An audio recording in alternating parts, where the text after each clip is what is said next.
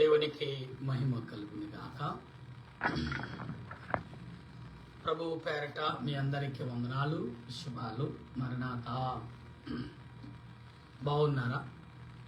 మీ అందరూ క్షేమముగా ఉన్నారని తలంచుచు మన ప్రభువును రక్షకుడైన యేసుక్రీస్తు పరిశుద్ధమైన నామమున మీ అందరికీ శుభాలు తెలియపరుస్తున్నాను. ప్రియులారా, ఈ దినము మీ ప్రయాణములు, మీ ఆలోచనలు, మీ తలంపులు అనేకమైన స్వాదనలు వచ్చినప్పటికీ వాటిని జయించుకుంటూ చక్కటి ఆలోచన, చక్కటి తలంపులతో మీరు నడిచారని నమ్ముతూ మన ప్రభువును రక్షకుడైన యేసుక్రీస్తు దివ్యమైన నామమున మీ అందరికీ శుభాలు తెలియపరుస్తున్నాను. ప్రియులారా, ఈ సమయంలో వాక్యము కొరకు ప్రార్థన చేసుకుందాం. ప్రార్థన. సర్వోన్నతుడా, సర్వాధికారి, సర్వ సృష్టికర్తమైన తండ్రి, నీకు స్తోత్రాలు. ఈ సమయంలో నీ నామాన్ని బట్టి, నీ ఆలోచన బట్టి నేను ప్రార్థిస్తుండగా నీ ఆత్మ నడిపింపు, నీ సన్నిధి కాపుదలను మాకు అనుగ్రహించి బలపరిచి నడిపించమని, నీ ఆలోచన యావత్తు కూడా తోడుగా ఉంచి నడిపించమని ఓ ప్రభువా, ఓ దయగల తండ్రి, నీకు స్తోత్రాలయ్యా. ఈ సమయంలో మేమేమైనామో అది నీ చిత్తం, మా చిత్తము కాదు, నీ ఉద్దేశాన్ని బట్టి నెరవేర్చి నడిపించి బలపరచమని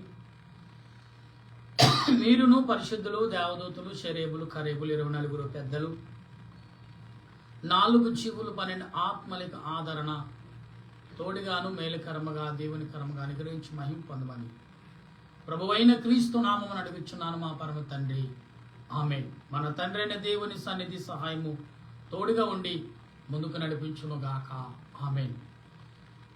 మరొకసారి మీ అందరికీ మరణాత. దేవునికి మహిమ కలుగును గాక. ప్రియరా, అపోస్తలుడైన పౌలు మరి రోమా సంఘముకు, ఎబ్రీ సంఘమునకు, ఎబ్రీ మలాతే కొలింది సంఘానికి రాసిన మాటలు అనేకమైనవి. అయితే అపోస్తలుడైన పౌలు మొదట రాసిన ఉత్తరం ఏదంటే రోమా సంఘమునకు. ఈ రోమా సంఘము ఎటువంటిదంటే దేవుని యందు విశ్వాసము, నమ్మకంతో కలిగి ఉన్న సంఘం. కాబట్టి ఈ రోమా సంఘములో మాట్లాడుతున్న ప్రతి విషయం మనం అర్థం చేసుకున్నప్పుడు ఇక్కడ ఏమంటున్నారు? వారు కనుల ఎదుట దేవుని క్రియలు ఎరుగుదము, ప్రతి నోరు ముయ్యబడినట్లు సర్వలోకము దేవుని శిక్షకు పాత్రగునట్లు ధర్మశాస్త్రమును వాటన్నిటినీ ధర్మశాస్త్రమును లోబడిన వారితో చెప్పుచును ఎరుగుదము. ఎలయనగా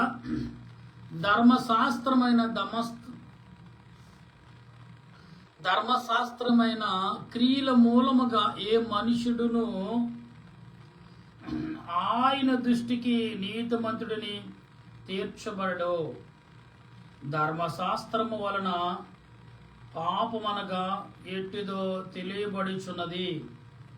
ఇట్లుండగా ధర్మశాస్త్రమునకు వేరుగా దేవుని నీతి బయలుపడినట్లు దానికి ధర్మశాస్త్రమును ప్రవక్తలను సాక్ష్యమిచ్చుచున్నారు.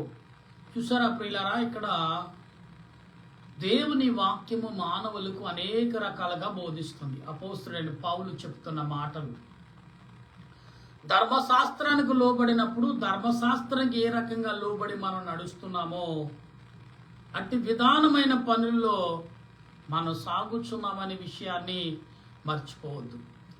ఎందుకంటే దేవుడు తన ఆలోచన క్రియలను బట్టి నడిపించుచున్నాడు, బలపరుచుచున్నాడు, ఆదరిస్తున్నాడు, ఆయతపరుస్తున్నాడు. ఇవన్నిటినీ ఆలోచన క్రియల చేత మనము ఏ రకంగా ఉండాలో, ఏ రకమైన క్రియలు కలిగి ఉండాలో మన ముందుకు సాగేవారంగా ఉండాలి. ప్రియులారా, పరలోకమైన సంబంధమును, పరలోకమైన క్రియలు మనం కలిగినప్పుడు దేవుడు ఏ రకంగా నాతో మాట్లాడుచున్నాడు అనే విషయాలు మనం ఎరిగి ఉంటే దేవుడు అనేకమైన విషయాల్లో మనకు ఆదరణ ఇస్తున్నాడు అనే విషయాన్ని మర్చిపోవద్దు ప్రియులారా. గనుక మనం అనేకమైన రీతిలుగా ఆలోచన కలిగినప్పటికీ దేవుడు తన ఆత్మీయతను బట్టి మనలో నడిపిస్తున్నాడు. ధర్మశాస్త్రం అనేది ప్రాముఖ్యమైనది కనుక ఈ ధర్మశాస్త్రం ఎటువంటిదో మనం గమనించినప్పుడు, ఈ ధర్మశాస్త్రం యొక్క క్రియలు ఎటువంటివో మనం గ్రహించినప్పుడు దేవుడు అనేకమైన విషయాలను మనకు అందిస్తున్నాడు. గనుక మనం యేసుక్రీస్తు నందలి విశ్వాసము మూలమున్నదై నమ్మి వారందరికీ కలిగిన దేవుని నీతి యందును ఏ భేదములు లేదు. అందరూ పాపము చేసి దేవుడు అనుగ్రహించు మహిమను పొందలేకపోతున్నారు. కాబట్టి నమ్మివారు ఆయన కృప చేతనే క్రీస్తు యేసునందలి విమోచన ద్వారా ఉచితముగా నీతిమంతులని తీర్చబడుచున్నారు. పూర్వము చేయబడిన పాపములను దేవుడు తన ఓర్వు వలన ఉపేక్షించునందున ఆయన తన నీతిని కనపరచవలనని క్రీస్తు యేసు రక్తము వందలి విశ్వాసము ద్వారా ఆయనను కరుణాపారముగా బయలుపరచును. దేవుడు ఇప్పుడు కాలమందు తన నీతిని కనపరచు నిమిత్తము తన నీతిమంతుడని యేసునందును విశ్వాసము గలవారిని నీతిమంతునిగా తీర్చువారినై ఉండుటకు ఆయన్ను అలాగు చేసెను. కాబట్టి అతిశయ కారణం ఇక్కడ అది కొట్టివేయబడిను. ఎట్టి న్యాయమును బట్టి అది కొట్టివేయబడిను, క్రియాయ న్యాయమును బట్టియా కాదు, విశ్వాసము న్యాయమును బట్టియే. కాగా ధర్మశాస్త్రము సంబంధమైన క్రియలు లేకుండా విశ్వాసము వలననే మనుషులు నీతిమంతులుగా తీర్చబడుచున్నారని ఎంచుచున్నాను. ప్రియులరా, ఇక్కడ దేవుడు తన మాట్లాడుతున్న ఈ సంఘాలకు ఎందుకు ఈ సంఘాలతో మరి మాట్లాడుతున్నాడు, ఇక ఈ రోమా సంఘానికి ఎందుకు దేవుడు హెచ్చరికలు ఇస్తున్నాడు? ఈనాడు మనకు కూడా హెచ్చరికలతో కూడిన మాటలే లేఖనము ద్వారా అందించబడుతున్నాయి. ఎందుకంటే దేవుడు తన కృపలు లేకుండా మనం జీవించలేము, దేవుడు తన ఆలోచన లేకుండా మనం నడలేము. ఇవాళ ఎలా ఉందంటే ప్రతి మనిషి చాలా భయంకరమైన పరిస్థితుల్లోకి జారిపోతున్నాడు. ఎంతగా అంటే ఊహించిన స్థితికి జారిపోతున్నాడు, ఊహించిన ఆలోచనకు వెళ్ళిపోతున్నాడు, ఊహించిన క్రియలకు వెళ్ళిపోతున్నాడు. ప్రియులరా, కనుక దేవుడు తన ఆత్మీయ కృపను బట్టి, దేవుడు తన ఆలోచన క్రియలను బట్టి, దేవుడు తన ఆత్మీయ తలంపును బట్టి ఈనాడు దేవుడు అనేక రీతిలుగా అనుగ్రహించ క్రియలను బట్టి మనము గమనించవలసిన వారమై ఉన్నాము. ఎందుకంటే దేవుడు తన ఆలోచన ఆ యావత్తును కూడా సమకూర్చుచు బలపరచుచున్న వారై ఉన్నారు. ప్రియులరా, దేవుడు ఎందుకు ఆ రకమైన క్రియలు చేస్తున్నాడు? దేవుడు ఎందుకు ఆత్మీయ క్రియలు, ఆ రకమైన క్రియలను ఆయన కనపరుస్తున్నాడు? ఎందుకు ఆ రకమైన ఆలోచనలోపు ఆయన ఉంటున్నాడు అని మనం భావిస్తుంటే, ప్రియులరా, దేవుడు తన ఆలోచన తలంపును బట్టి, దేవుడు తన ఆలోచన క్రియను బట్టి ఈనాడు నీకు నాకు ఎంత గొప్పతనాన్ని ఈ వాక్యము ద్వారా మనకు అందిస్తున్నాడు. ధర్మశాస్త్రం అనేది దేవుని యొక్క కృప వలనే మనకు అనుగ్రహించబడుతున్నాం అనేది మర్చిపోయి మాట్లాడుతున్నామేమో. కానీ దేవుడు అటువంటి విషయాలు అన్నిటిని బట్టి ఆయన మాట్లాడే విధానం వేరే రకంగా ఉంటుంది. కనుక మనం గమనిస్తూ ఉంటే ఇక్కడ దేవుడు మనుషులకు మాత్రమే దేవుడా, అన్యజనులకు దేవుడు కాడా? అవును, అన్యజనులకు కూడా దేవుడే. ఇక్కడ చాలా విషయాలు చెప్తున్నాడు. దేవుడు ఒక్కడే కదా, అందరికీ దేవుడే కదా, క్రైస్తవులకే కాదు దేవుడు, అన్యులకు కూడా దేవుడే కదా. ఇక్కడ ఈ 29వ అధ్యాయము మనం అండర్లైన్ చేసుకోవాలి. ఎందుకంటే దేవుడు అందరికీ దేవుడే కదా, నిజమే కదా. ఎటువంటి మాటలు చెప్తున్నాడు చూసారు ఇక్కడ. దేవుడు అన్యజనులకు కూడా దేవుడే. ఎటువంటి దేవుడు అంటే ఇక్కడ 29వ వచనంలో మాట్లాడుతున్న ఈ మాటలని మనం అండర్లైన్ చేసుకున్నప్పుడు, ప్రియులారా, ఎందుకు ఆయన అందరికీ దేవుడు అంటున్నాడు?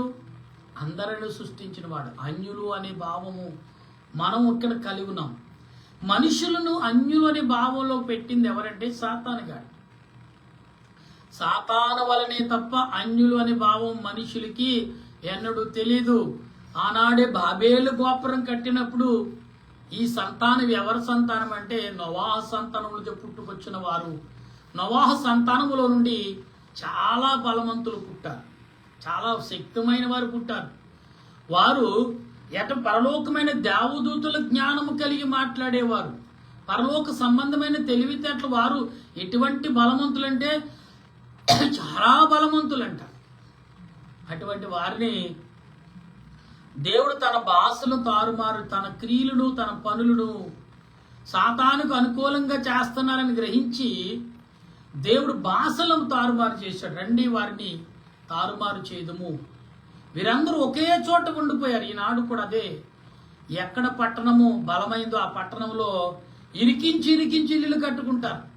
విశాలమంతా దేవుడు భూమిని సృష్టించాడంటే అక్కడ వరదలు వస్తాయి, భూకంపాలు వస్తాయి, సునాములు వస్తాయంటే భూమి ఎందుకు సృష్టించాడు దేవుడు? ఎందుకు సృష్టించాడు? అందరూ జీవించుటకే. కానీ అక్కడ నిజంగా యథార్థత కలిగి, విశ్వాసం కలిగి, నమ్మకం కలిగి, భక్తి కలిగి, భయం కలిగి ఉండే భూకంపాలు ఎందుకు వస్తాయి, సునాములు ఎందుకు వస్తాయి? చైనా, జపాను అన్ని రకాల భూకంపాలు వచ్చిన వారు అభివృద్ధి అవటం మానారా? ఇవాళ ప్రపంచంలో నెంబర్ 1 స్థానంలో ఆ దేశాలు ఎందుకున్నాయి? భూకంపాలు వస్తూనే ఉన్నాయి. కానీ వాళ్ళు నీతి, యథార్థత అనేది కొంత ఎక్కడో కొంత కాపాడుతూనే ఉన్నది. ఈనాడు మనకు లేదంటే మనం ఆలోచన కలిగి ఉండాలి. ఇక్కడ అంటున్నాడు మాటలు, దేవుడు సున్నత గలవారిని విశ్వాసము గలవారుగాను, సున్నత లేని వారును విశ్వాసము ద్వారాను నీతి మంచులుగా తీర్చును. ఇక్కడ ఏమంటున్నాడు? సున్నత కలిగిన వారిను, సున్నత లేని వారిని కూడా దేవుడు విశ్వాసముగా తీర్చిదిద్దుతున్నాడు. అంటే సున్నతులు అక్కర్లా, ఒకప్పుడు ఉన్నది కానీ ఇప్పుడు అక్కర్లేదు. కానీ క్రీస్తు యేసు ప్రభు యొక్క రక్తము ద్వారా అన్ని సరాలం చేసి నిర్మూలన చేశాడు. ఎవరిని ఏ రకంగా దీవించాలో, ఏ రకంగా బలపరచాలి యేసు ప్రభు బలపరిచేశారు. కాబట్టి ఈనాడు సున్నతి లేకుండా మనము పవిత్రపరచబడుతున్నా, పరిశుద్ధపరచబడుతున్నా, పరలోక వారసులుగా జీవించగలుగుతున్నామంటే మనం ఆలోచన కలిగి ఉండవలసిన వారమై ఉన్నాం. ఈరోజు అటువంటి భావం మనం కలిగి ఉన్నామా లేదా అని ఆలోచిస్తే ఇక్కడ అంటున్నాడు ప్రియులారా, మనం గమనించాలి ఒక్కసారి. ఆయన ఇక్కడ గొప్ప మాటలు మాట్లాడు.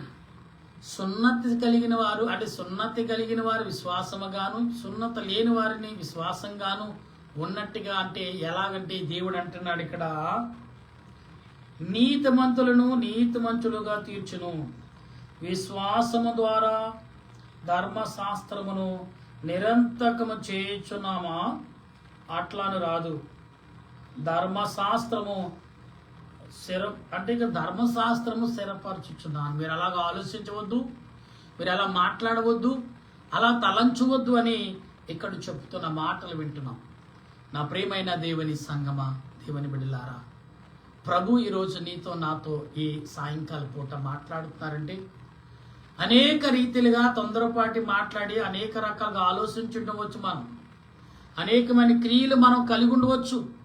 కానీ దేవుడు అంటున్నాడు, అనేక రీతిలుగా ప్రతి క్షణము ప్రతి దినము ప్రభు నీతో మాట్లాడటకు, నీ మాటలు వినుటకు, ఆయన నీతో మాట్లాడటకు, లేకపోతే నీ మాటలు వినుటకు నీ మధ్యకు వచ్చుచున్నప్పుడు, అందుకే అంటున్నారు కదా, 2-3 ఎక్కడైతే కూడిన నామాన్ని బట్టి మీరు ప్రార్థన చేస్తారో మీ మధ్య నేను ఉంటాను.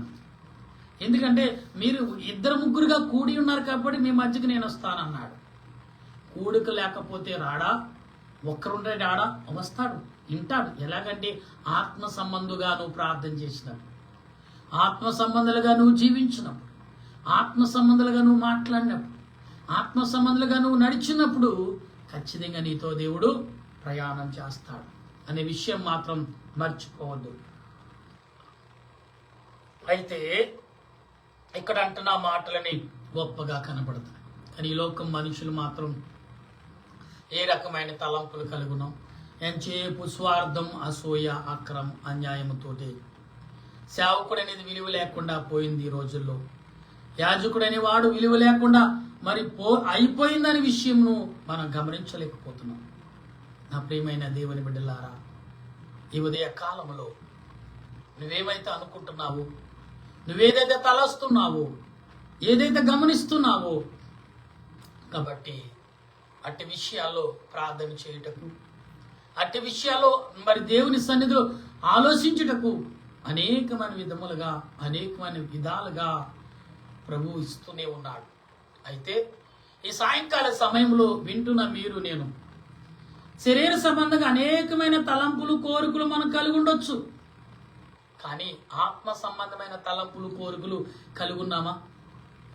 ప్రతిరోజు ఇదే మా ప్రభు మనం ప్రకటిస్తాం. నీ నీతిని బట్టి, యథార్థను బట్టి, ఇదిగో రాజ్యాంగం అనేది ఎలాగుందో అది శాసనము ద్వారా బయలుపరచబడుతున్న నిత్య నిబంధన గ్రంథము. అదే పరిశుద్ధమైన గ్రంథం. అది ఎప్పుడు కూడా నిన్ను నడిపిస్తుంది, నిన్ను బలపరుస్తుంది, నిన్ను ఆదరిస్తుంది, నిన్ను ఆధారపరుస్తుంది, నిన్ను పరలోక రాజ్యానికి వారసుడిగా సిద్ధపరుస్తుంది. ఈ విషయాన్ని మనం మర్చిపోయి మాట్లాడుతున్నామేమో.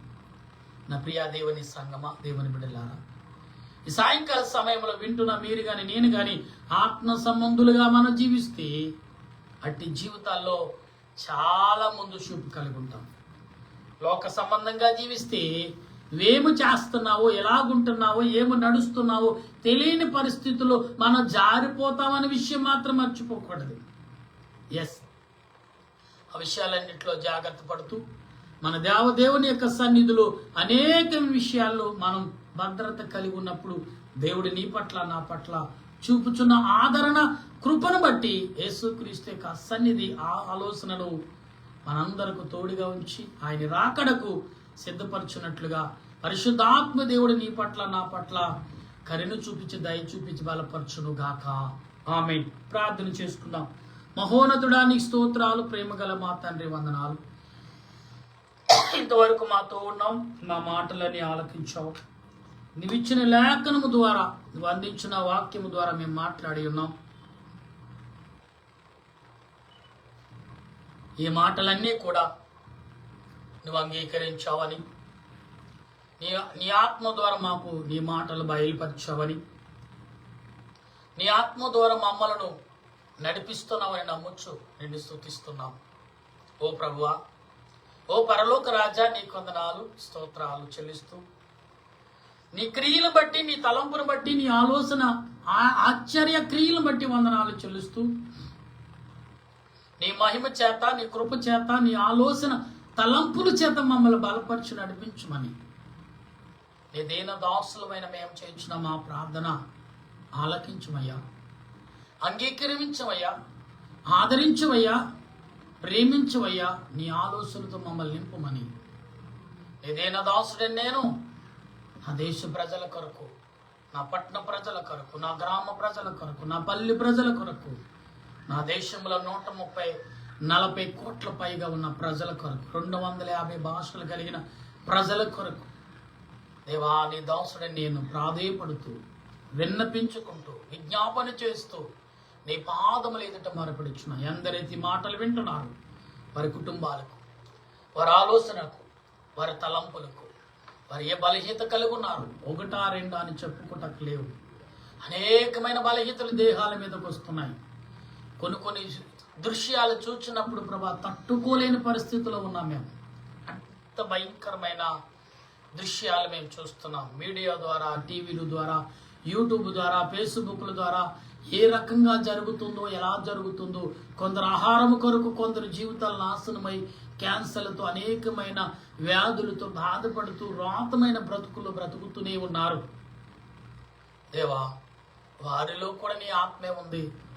సంపూర్ణ ధనంతో, గొప్ప స్థితిగతులతో జీవించుచున్న వారికి నీ ఆత్మ నడిపిపోంది. ఎందుకయ్యా అందరిని ఒకే రీతిలో లేకుండా హెచ్చు తక్కువలు ఎందుకయ్యా? కర్మక్రియలు అంటే పాపక్రియలు అనేది ఒక నిరత్మైన క్రియలను మేము చూస్తున్నామా? అందరూ సమానమే కదా ప్రభా? భూలోకంలో ప్రభా ఇదిగో గాలి పీల్చేవారు అందరూ సమానమే, నీళ్లు తాగేవారు సమానమే తండ్రి. భూమి కూడా సమానంగానే చూస్తున్నాం, నడుస్తున్నాం ప్రభా. సూర్యుడి యొక్క వెలుగును కూడా సమానంగానే పడుతుంది.